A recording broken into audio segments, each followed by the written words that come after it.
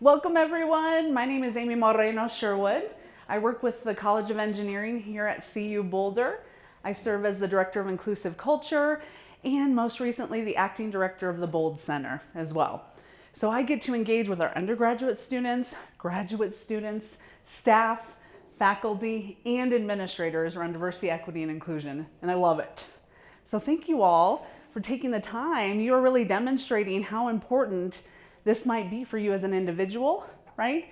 And you in your career, workplace, perhaps your classroom, your future goals. Maybe you have some challenges you're trying to navigate. I'm just gonna give a quick overview because you're gonna actually, in just a moment, have a discussion at your table and put these definitions in your own words. Relate it to your own context, right? Think about yourself a little bit more, your own diversity. So let's start with a formula. Diversity plus equity equals inclusion, okay?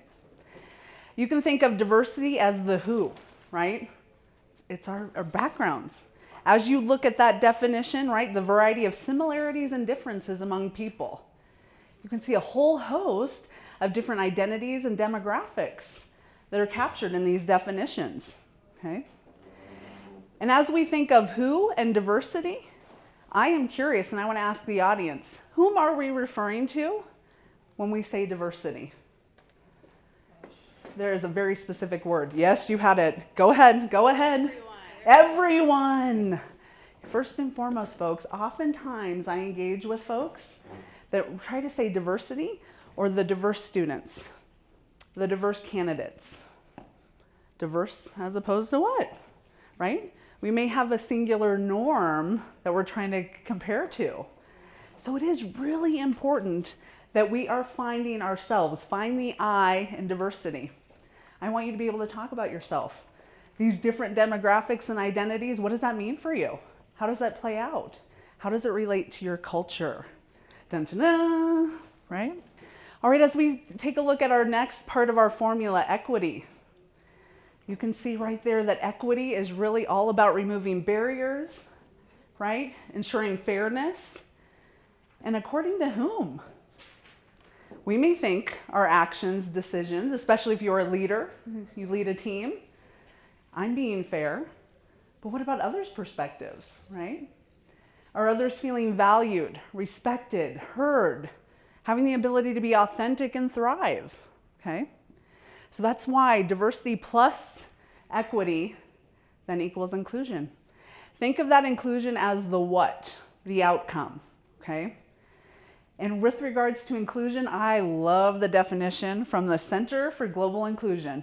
Can you see that? Dynamic state of operating. This means it's ongoing, folks, right? Okay. In which diversity is leveraged to create a fair, healthy, and high-performing organization or community. You can see there equitable access to resources, opportunities.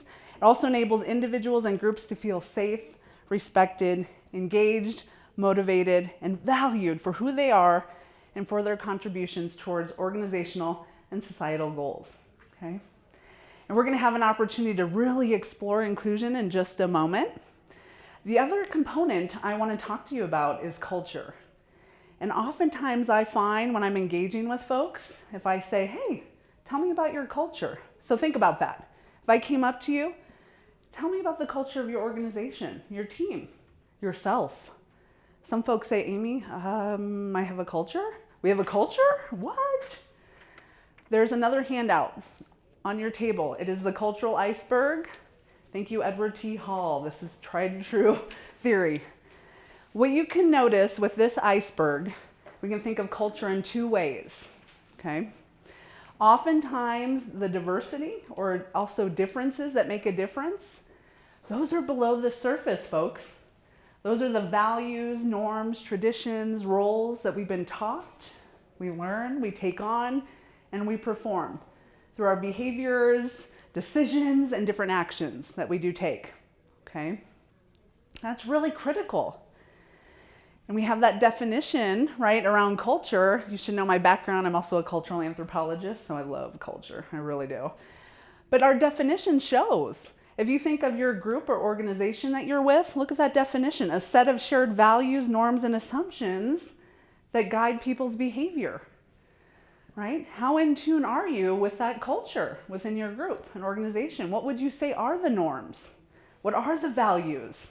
How does that play out in your processes? How you engage and interact with your customers, for example, right? It's in all of our behaviors. It's right there with you. Absolutely. Okay. That was my introduction and overview. I didn't want to spend a lot of time reading to you. You have it right there. So at this time, I'm going to invite you, flip over that definitions page. And I want you at your tables to engage in a discussion around these 3 key questions. First and foremost, how are you going to leave here today and talk to others that you work with, interact with, and in your own words, explain what is diversity, inclusion, equity, and culture? This is so critical.